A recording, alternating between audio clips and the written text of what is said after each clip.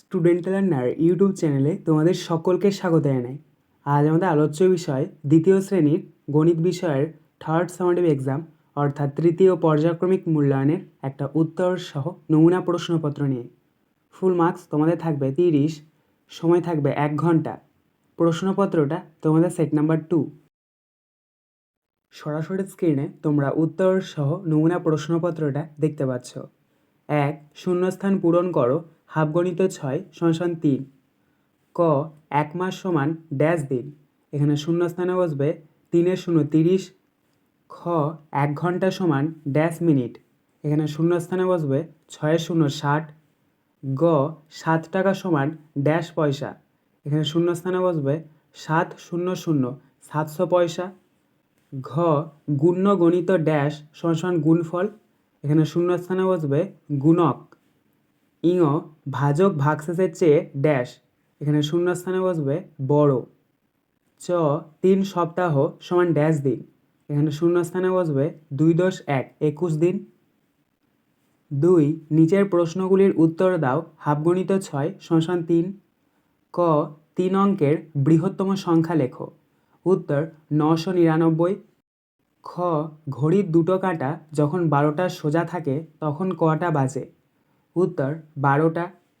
গ 456 সংখ্যাটির 5-এর স্থানীয় মান কত। উত্তর দেখো, স্থানীয় মান বের করতে হলে যেই সংখ্যাটা আছে সেটা লিখতে হয় এবং তার পাশে যতগুলো সংখ্যা আছে ততগুলো শূন্য বসাতে হয়। যেহেতু এখানে 5-এর বের করতে বলেছে তাই 5 লিখেছি এবং 5-এর পরে একটা সংখ্যা আছে তাই একটা শূন্য দিয়েছি। তাই এখানে উত্তরটা হচ্ছে 5 × 0 = 50। ঘ 9-এর 10 গুণ কত হবে। উত্তর 9 × 0 = 90। ইঙ সম্পূর্ণ একবার ঘুরতে ঘন্টার কাঁটার কত সময় লাগে। উত্তর 12 ঘন্টা। চ কত দিনে 1 বছর। উত্তর 365 দিনে। 3 অঙ্কে ও কথায় লেখো 1 × 2 = 2। ক 69, এটাকে যদি আমরা অঙ্কে লিখি তাহলে পাবো 6 × 10 = 69।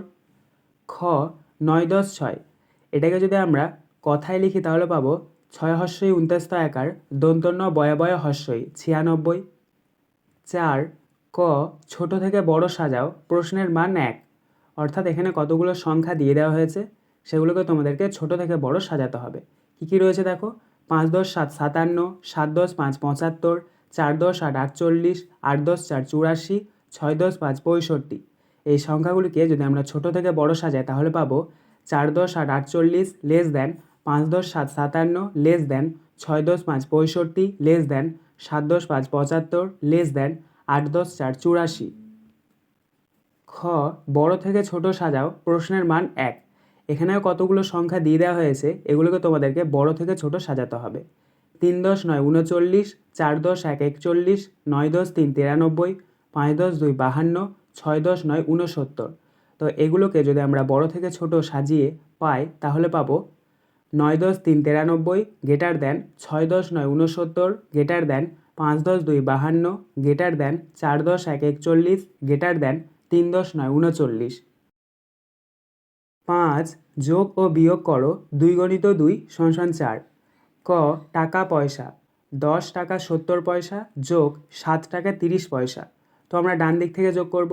0 আর 0 যোগ করলে 0, 7 আর 3 যোগ করলে হচ্ছে 10, 10-এর 0 হাতে 1 বসাও। 10 আর 7 যোগ করলে 17, 17 আর 1 যোগ করলে হচ্ছে 18, তাহলে 18 বসাও।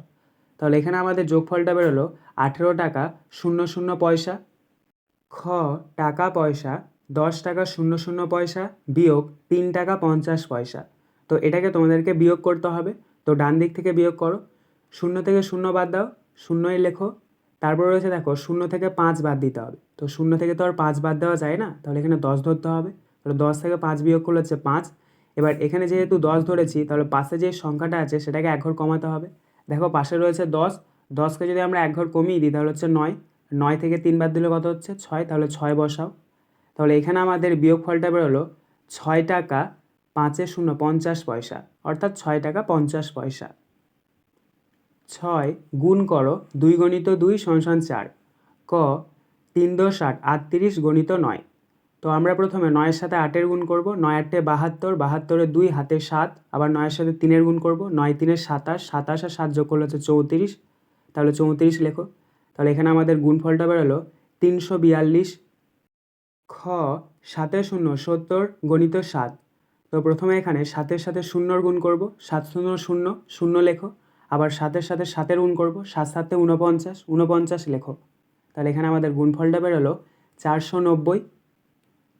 7 সরল করো 2 গণিত 2 সমান 4। ক 5 10 4 54 বিয়োগ 72 যোগ 18। তো এখানে তোমাদেরকে একটা সরল করতে দেওয়া হয়েছে। তো প্রথমে আমাদেরকে যোগটা করতে হবে, তাই এখানে আমরা সাজিয়ে নিচ্ছি 5 10 4 54 যোগ 18 বিয়োগ 72। সমানের নিচে সমান দাও, 54 আর 18 যোগ করে নাও।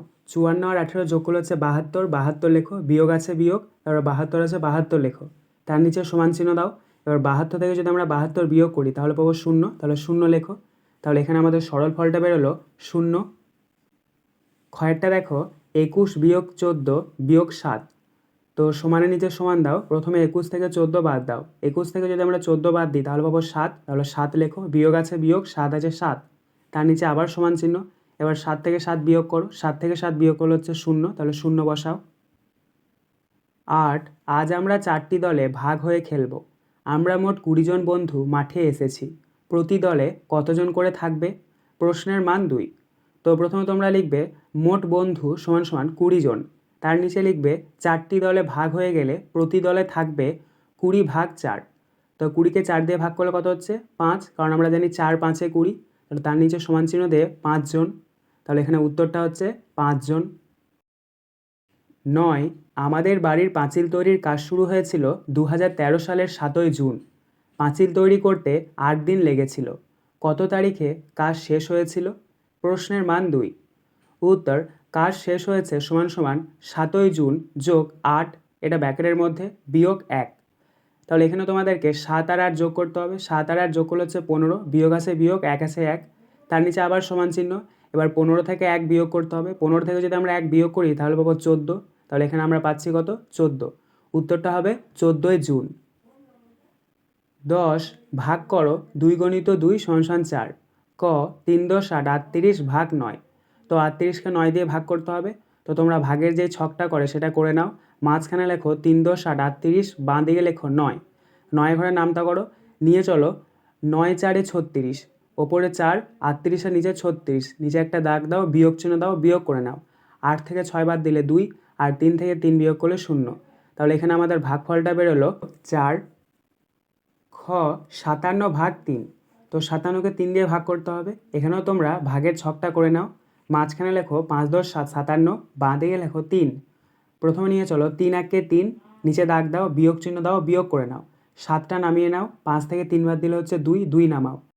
এবার 27-এর সাথে 3-এর ভাগ করতে হবে। তো 3 9 27 নিয়ে চলো, 27-এর নিচে 27 লেখো, নিচে দাগ দাও, বিয়োগ চিহ্ন দাও, 0 নামাও।